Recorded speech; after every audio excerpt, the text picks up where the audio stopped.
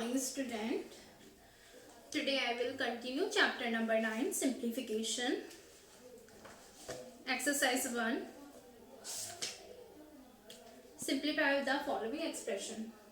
एक बार मैं आपको वापस अगेन रिपीट कर देती हूँ क्योंकि इस टॉपिक में प्रॉब्लम आती है स्टूडेंट को, तो मैं नेक्स्ट क्वेश्चन और बता देती हूँ इसमें। क्वेश्चन नंबर डी, फिर हम फ्रैक्शन वाला क्वेश्चन करेंगे, ठीक है, जो अपॉन में होती है वो वाले क्वेश्चन। एक बार पहले ऐसा सिंपल क्वेश्चन कर लेते हैं, देन उसके बाद हम और भी एग्जांपल देखेंगे। बट जब तक ये क्वेश्चन नहीं आएंगे सिंपल वाले, तब तक फिर वो भी उसको भी समझने में प्रॉब्लम होगी। तो आपको जैसे मैंने कल बताया, मैं जैसे सबसे फर्स्ट हम क्वेश्चन में इनमें क्या करते हैं, सबसे पहले डिवाइड करते हैं, फिर मल्टीप्लाई करते हैं, फिर हम करते हैं प्लस और फिर लास्ट में करते हैं हम माइनस, ठीक है। डिवाइड, मल्टीप्लाई, प्लस और माइनस। अब इस क्वेश्चन में हम देखते हैं सॉल्यूशन में। सॉल्यूशन में हम देखेंगे डिवाइड कहाँ पर है। डिवाइड का साइन ये लगा हुआ है इन दोनों डिजिट के, यहाँ पे एक ये लगा हुआ है, ठीक है। तो हम इनको पहले सॉल्व कर लेंगे, बाकी डिजिट को एज इट इज लिखेंगे। तो 5 एज इट इज आ गया, मल्टीप्लाई का साइन पे एज इट इज। 3 और की टेबल में देखो 6 कितने टाइम आता है, तो इस तरीके से डिवाइड हो जाएगा। 3 की टेबल में 6 आता है 2 टाइम्स, 3 2 से 6 होता है ना, तो इसका आंसर कितना हो गया 2। फिर प्लस है तो प्लस का साइन लगा देंगे हम। प्लस का साइन लगाते हैं, इन दोनों डिजिट को हमें क्या करना है, डिवाइड करना है। डिवाइड का मतलब पीछे वाले नंबर को देखो कि उसकी टेबल में 12 कितने टाइम आता है। जैसे इसमें किया था 3 की टेबल में 6 कितने टाइम्स आया, 2 टाइम्स। 4 की टेबल में 12 कितने टाइम्स आएगा, 4 1 जा 4, 4 2 जा 8, 4 3 जा 12, 3 टाइम्स। तो यहाँ पे क्या आएगा 3। ये हो गया सॉल्व। उसके बाद क्या साइन है, माइनस का, एंड उसके बाद क्या लिखा लगा हुआ है, क्या लिखा है 1, ठीक है। सबसे फर्स्ट एज इट इज 5 का 5 लिख दिया, मल्टीप्लाई का साइन मल्टीप्लाई, क्योंकि हम सबसे पहले क्वेश्चन में डिवाइड सॉल्व करते हैं तो हमने डिवाइड कर दिया कि 3 की टेबल में 6 कितने टाइम आता है, 2 टाइम्स। प्लस का साइन लगा दिया एज इट इज, इन दोनों को डिवाइड कर दिया। 4 की टेबल में 12 आता है 3 टाइम्स, 3 लिख दिया, फिर माइनस का साइन और फिर 1। देन इसके बाद हम करेंगे, डिवाइड हो गया हमारा, फिर क्या करते हैं मल्टीप्लाई। तो हम मल्टीप्लाई का साइन इन दोनों डिजिट के बिटवीन लगा हुआ है, तो 5 2 सा क्या होता है 10, ये हो गया 10। फिर यहाँ पे प्लस एज इट इज आ जाएगा, फिर 3 भी एज इट इज आ जाएगा, 1 भी एज इट इज आएगा, ठीक है, ये हो गया। देन इसके बाद मल्टीप्लाई होने के बाद हम क्या करते हैं क्वेश्चन में, प्लस करते हैं। तो ये 10, देखो कोई भी डिजिट जिसके आगे क्या है, कोई साइन नहीं हो, इसका मतलब मैंने आपको बताया था कल वाली क्लास में भी कि वो डिजिट प्लस की होती है। तो ये प्लस का 10 है, 3 किसका है, प्लस का है, ठीक है। तो दोनों प्लस के हैं, तो प्लस प्लस, अगर हम दोनों डिजिट प्लस की होती है, देखो एक चीज और मैं बता देती हूँ, दोनों डिजिट अगर सेम साइन की होती है, दोनों डिजिट मतलब हम इन दोनों को ही तो करेंगे, प्लस या माइनस जो भी है, ठीक है। आपको एक चीज ध्यान रखनी है, अगर देखो किसी डिजिट के आगे कोई साइन नहीं लगा हुआ है, इसका मतलब वो डिजिट प्लस की है। तो ये किसका है, प्लस का 10 है, ठीक है, और ये प्लस का 3 है।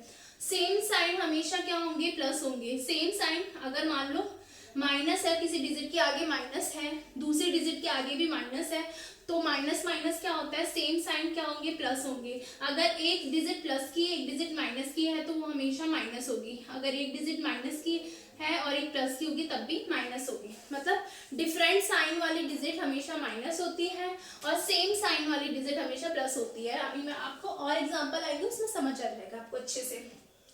10 प्लस का है, 3 प्लस का है, सेम साइन है, सेम साइन वाली डिजिट हमेशा प्लस होती है, तो 10 और 3 प्लस हो जाएगा, 10 और 3 प्लस होकर हो जाएगा 13। यहाँ पे आ गया माइनस और ये आ गया 1। तो प्लस के बाद हम क्या करते हैं माइनस, तो 13 में से 1 माइनस करेंगे तो आंसर आ जाएगा इसका 12, ठीक है। नेक्स्ट हम एक और क्वेश्चन ले लेते हैं, क्वेश्चन F, ठीक है।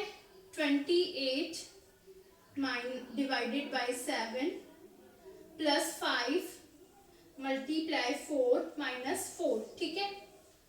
सॉल्यूशन इसमें कैसे होगा, डिवाइड करते सबसे पहले क्वेश्चन में 7 की टेबल में 28 देखो कितने टाइम्स आता है, 4 टाइम्स, 7 4 जा होता है 28।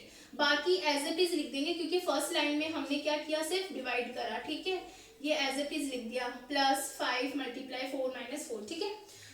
डिवाइड हो गया फर्स्ट लाइन में, फिर इसके बाद मल्टीप्लाई करते हैं। मल्टीप्लाई कहाँ रहा है, ये रहा, बाकी डिजिट एज इट इज। 5 4 जा क्या होता है 20, ये लिख दिया 20, ये माइनस का साइन है तो माइनस लगा दिया, 4 का 4 एज इट इज, ठीक है। अब इसमें भी देखो, इसके आगे कोई साइन नहीं है, इसका मतलब ये क्या है, प्लस का 4 है, ये 20 प्लस का है, सेम साइन वाली डिजिट हमेशा प्लस होती है, तो 4 और 20 कितना हो जाएगा 24, 24 में से 4 माइनस करेंगे 20। ठीक है, नेक्स्ट हम क्वेश्चन ले लेते हैं फ्रैक्शन डिजिट वाला क्वेश्चन। अब ये मैं आपको बता देती हूँ कैसे इसको करना है। 1/2 प्लस 2/5/8 मल्टीप्लाई 2/5 डिवाइड 5/1/3 माइनस 1/8। ठीक है, सॉल्यूशन स्टार्ट करते हैं इसका। हम डिजिट को हमेशा क्या करते हैं, सबसे स्टार्टिंग में डिवाइड करते हैं, तो ये डिवाइड, ये डिजिट और ये डिजिट है, इसके बिटवीन डिवाइड का साइन लगा हुआ है, तो इनको सॉल्व करेंगे, बाकी को वैसे का वैसे लिख देंगे फर्स्ट लाइन में।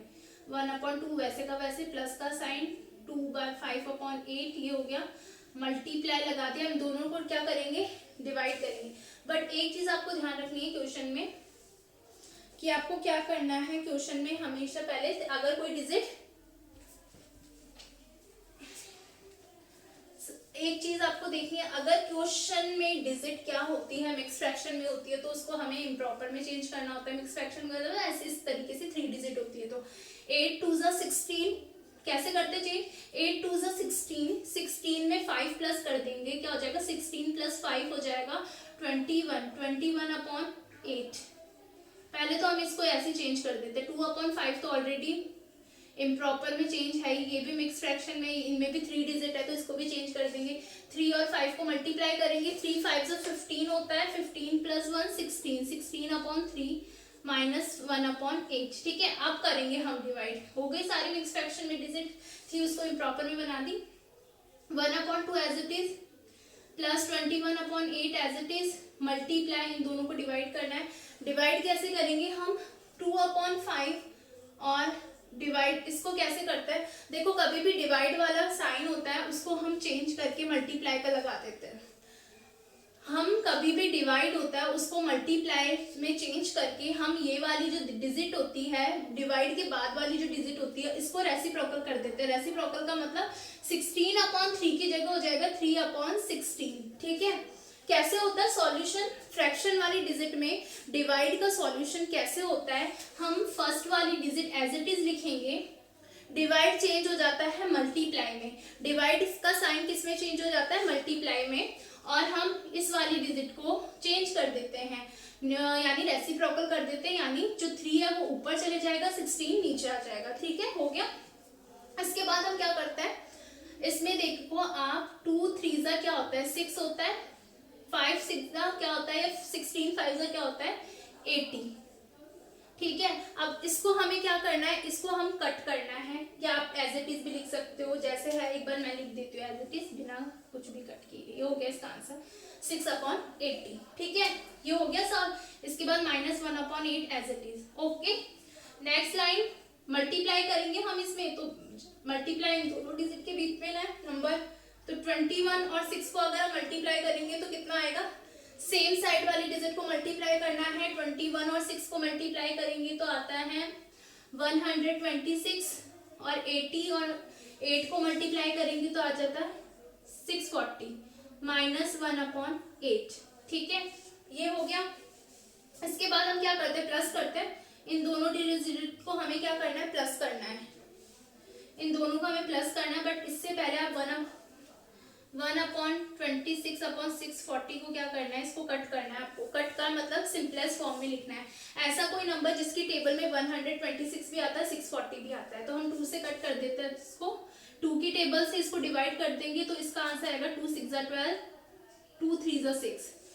इसको भी कर देंगे 2 से डिवाइड, 2 3 6, 2 2 4 एंड 0। अभी आप देखो और किसी से कट हो सकता है, नहीं हो सकता, ये हो गया सिंपलेस्ट फॉर्म में 1/2 प्लस 63/320 माइनस 1/8। अब आपको पता है इसका क्या करना है, इनमें एलसीएम लेके करना है।